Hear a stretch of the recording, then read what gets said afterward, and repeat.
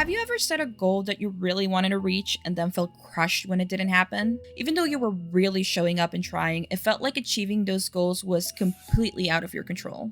Goals like reach 10,000 subscribers, reach 75 average viewers on Twitch, make $100,000 a year. Well, the problem isn't usually effort. It's that we're taught to build our goals around things we can't actually control. And for ADHD brains, this can quietly destroy motivation. Now, what do these types of goals have in common? Well, there's actually two different types of goals: outcome goals and input goals. Outcome goals are things like reach a certain number of subscribers, hit a revenue milestone, go viral, get external validation or results. These goals depend on algorithms, audiences, timing, and a lot of other factors outside your control. Input goals look more like post one video a week, write for 20 minutes, film on Saturdays, sit down and work on content once a day. Input goals are about what you do, not what happens after you do it. And that distinction matters way more than we realize. ADHD brains already struggle with delayed rewards, inconsistent feedback, motivation that depends on interest or energy, right? Outcome goals make all of that worse. You can do everything right and still not get the outcome. So your brain learns, my effort doesn't matter. And over time, that turns into avoidance, burnout, or giving up entirely. And this is because you're working towards something you can't see or touch yet. And as you know, the dopamine goblins demand rewards as soon as possible. This is a problem I ran into constantly with content creation.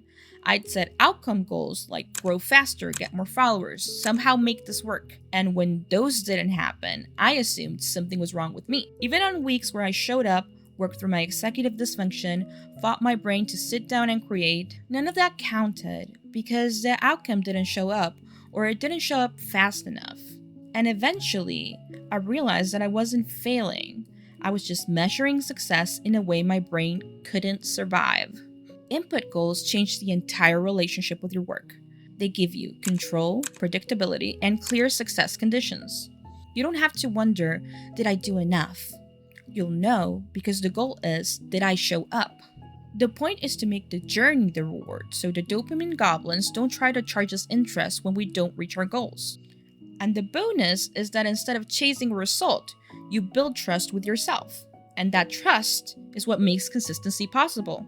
Here's what this looks like in practice. Instead of reach 1,000 subscribers, try post one video every week. Instead of be successful on YouTube, try film on the same day every week.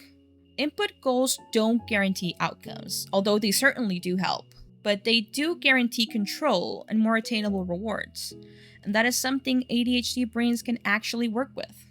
When you focus on input goals, success becomes something you can experience daily or weekly, not someday. Success is, I showed up, I followed through, I did the thing I said I would do, not the algorithm rewarded me, other people validated my effort. That shift alone can reduce burnout dramatically and help you become a better creator overall. If setting goals has made you feel unreliable, behind, or incapable, I want you to hear this. You're not failing. You're just trying to measure your effort using things that are out of your control. Shift the goal to the input. Let the outcomes be the surprise results. You deserve goals that support your nervous system, not punish it. See you on the next one, Nuggies.